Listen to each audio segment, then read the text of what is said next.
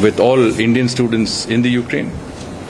Based on the online registration process that was conducted by our embassy, we found that there were close to about 20,000 Indian nationals, including students in the Ukraine. Of these, about 4,000 have since left the country. We have taken a number of measures to facilitate flights out of the country. This includes removing the cap on the number of passengers that could fly out of Ukraine that was imposed by the civil aviation authorities of both countries. There was a 440 numbers that could fly out every week. That cap was removed. We also ensured that the number of flights were augmented rapidly from about twice a week to about 2 flights a day. And that enabled us to get at least 4,000 of our citizens and students out. We should also remember that there were a number of other options available through flights to Dubai and Istanbul and other places from Kiev. Our embassy in Ukraine continues to be functional, is rendering all assistance possible to Indian nationals there, notwithstanding the fairly complicated and evolving situation that we find ourselves in. The embassy has issued a number of advisories in recent days. Today itself, the embassy has issued 3 advisories, and these provide advice to Indian nationals on the situation as it evolves, travel towards safer places, including western parts of the country that will facilitate the exit by road and other means, safety precautions that our citizens could take, etc. Our ambassador has also sent a personal message to all Indian citizens in Ukraine, providing advice. We are consulting universities, student contractors in the process of providing for the welfare and safety of our students. A control room has been set up in MEA. Now this control room has been functional for the past 7 or 8 days, but we have seriously augmented the strength. We have over 20 officers that are manning these control rooms, this control room in the Ministry of External Affairs on a 24/7 basis. Just to give an example, till now and just today, we have answered 980 calls and dealt with some 850 emails that were sent to this control room. Our embassy in Kiev has also set up a helpline, 24/7 helpline center.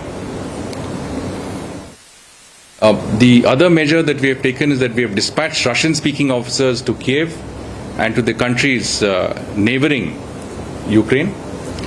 Russian-speaking because the language there is Russian. If you're not Russian-speaking, your utility is far more limited. Some of these officers are already reached and are functioning. Some will be reaching shortly. We've also asked our embassies, our ambassadors in the countries neighboring Ukraine, and I mentioned these, Poland, Romania, Slovakia and Hungary, to send teams of their officers to the border areas with Ukraine to facilitate the exit of Indian nationals from Ukraine, to permit them to come into their countries, so where they can be safely evacuated back to India. And MEA teams are on their way as we speak to Zahoni border post in Hungary, Takvier's land border in Poland, Visny Nemke in Slovak Republic, and Suseva land border in Romania. We have also asked some of our officers to go across and set up camp offices in Ukraine close to the border. 2 of the places we have identified are Lviv, which is close to Poland, and Chernivtsi, which is close to Romania. And here I think will be sort of facilitation points. Now our embassy has, it's a very complicated, very evolving situation. It's obviously, certain areas there's conflict. We can't have a single sort of advisory that fits all situations. We have to evolve. We have to see where we are and how and which part of the country you're located and what the situation is. Generally, if we are advising that if you find yourself in a certain difficult situation, then you should remain in secure areas and shelters, etc. If you can, you move westwards towards the borders with some of the countries I mentioned.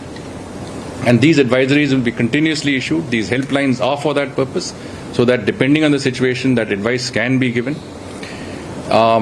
One important step that we have taken, because a number of our students were reluctant to leave because the authorities, university authorities had said that the classes must be offline. We have now persuaded all the universities and institutions to allow online classes, and therefore students can actually leave without having to face the strain of not being able to or missing out on their classes. As I said, the situation on the ground is difficult and is rapidly evolving.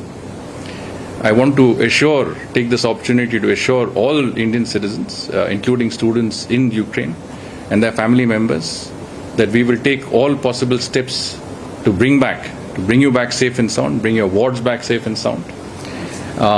Prime Minister has specifically stated that the Ministry of External Affairs should do everything possible in coordination, of course, with other ministries involved to ensure that facilitation on the lines that I discussed, helplines, control rooms, officers available, shelters, accommodation, facilitation in every manner is done for our citizens.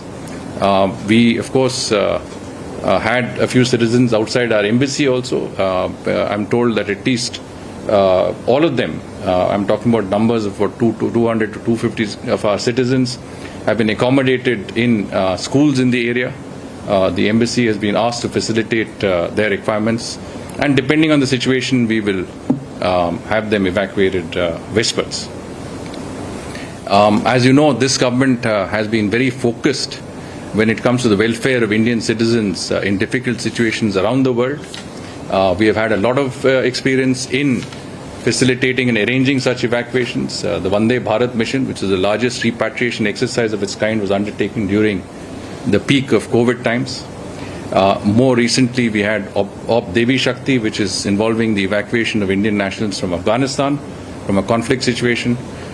We will obviously have to take into account that every situation presents its own challenges, and we have to deal with it accordingly. So perhaps I'll stop here and see if there are any questions. Thank you very much. I'm sure there are a lot of questions. Please introduce yourselves before taking the questions. Maybe I'll start with you right here. I saw your hand go first, and then we'll... Sir, I'm Akhilesh Suman from Sansar TV. Russia and the US both are strategic partners, and in this point of time, are we playing any role talking to both US and Russia to stop the war and create a situation when there can be a congenial atmosphere in the region? Take a few more. A couple of more. Yeah, please. Come back. So would you like to make any comments on the sanctions being imposed on Russia? Does that bring more difficulty for us as far as our military acquisitions are concerned? Thank you. Nainima from Ukraine.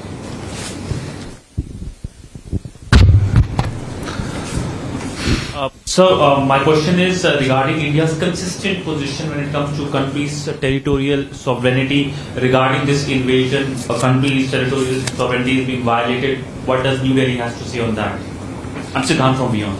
And you, fourth. Meeta from DD News. Sir, some states have also set up control rooms. So is the MEA coordinating with the state control rooms as well? Where do those people who reach out to state control rooms, does it reach the MEA? How does it work? I'll take one last one. Okay. I'll come back to it. So, Hasini Heather from the Hindu. Foreign Secretary, we know that, as you said, there have been conversations between the EM, the European Union counterparts, the UK as well. I wanted to just touch on Nainima and Siddhant's questions on the UN Security Council resolution that the US says it is going to bring. Has India seen a draft of the resolution that is coming about? So far, India has the statements India has made have not criticized Russia, have referred to legitimate security interests of all parties, and has not actually affirmed the territorial integrity of Ukraine. So I just wanted to know if India's position on any of these is likely to change given this UNSC resolution. So let us start with Akhilesh's question, which is, whether we are playing any role with our strategic partners. It is true that India has maintained the best of relations with all countries concerned, whether it's the United States, whether it's Russia, or whether it's the European Union.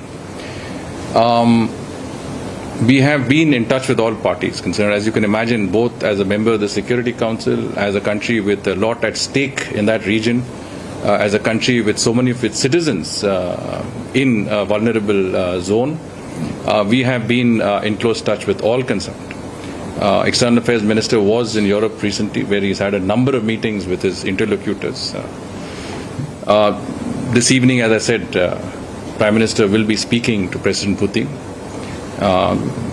External Affairs Minister himself has spoken to a number of ministers from the European Union, and will be speaking to those ministers, those of his counterparts who are from neighboring countries, which is very important, primarily for our own citizens and their safe evacuation out of Ukraine. So our focus in the UN Security Council has always been on de-escalation of tensions, on diplomatic dialogue as the only way forward, and we've also emphasized on the existing agreements, the Minsk agreements, the Normandy format. We've also obviously placed the highest importance to the safety and security of our nationals in the Ukraine in our statements in the UN Security Council. And so in all of this, I think we have, as I said, maintained that people need to talk to each other, the parties need to be engaged, and if there's anything that we can do to facilitate that engagement, we are more than happy to do. And I think as we go along, we will try and be as helpful as possible. Nayanima's question on sanctions on Russia, you're aware that certain unilateral sanctions were already existing as far as Russia was concerned. Some additional sanctions have been imposed by the United States, by the EU, by Australia, Japan, the UK, among others. But this is an evolving situation, as I said, and we have to see what sort of impact these sanctions will have on our own interests. Clearly, we need to study this carefully, because any sanctions will have impact on our existing relationship. I think it would only be correct to acknowledge that factor, but the actual impact of the sanctions needs to be studied carefully, and we will do that. Siddhant, I think you spoke about a country's sovereignty. I think that question was also asked by Suhasini when you talked about our position in the Security Council, the possibility of a UNSC resolution that would be tabled on the evolving situation. We have seen a draft resolution. I'm told that would undergo considerable changes. We will wait to see the shape that this resolution takes before we can pronounce ourselves in the position that we would take on this issue. So it is, as I said, an evolving situation both on the ground and in the United Nations. We are at the cutting edge of many of the issues, many of the areas where these issues will be discussed and will be considered by the international community, and we will certainly play our due role in that regard. The state. Yes. So, excuse me. I think Neeta had asked this question about state control rooms. I can tell you that a number of chief secretaries of states have spoken to me. Obviously, states are concerned about students, about citizens from their states who are in Ukraine. We are coordinating very closely in that regard. It's only fair to tell you that we have set up, control rooms and teams all over. We have set up the control rooms in Hungary, in Poland, in Slovakia, and Romania. All this information is out in the public domain. But early in the day, whoever contacted me, I immediately sent out the details to them. In our state governments, our external publicity division has put all this out in the public domain, and all this is information that our states can use. We are, as I said, in close touch with all concerned who have a stake in this issue, whether it is parents, whether it is family members, or whether it is state governments, members of parliament, those who are concerned about this. And I just mentioned, Prime Minister chaired a meeting, is chairing a meeting of the Cabinet Committee on Security.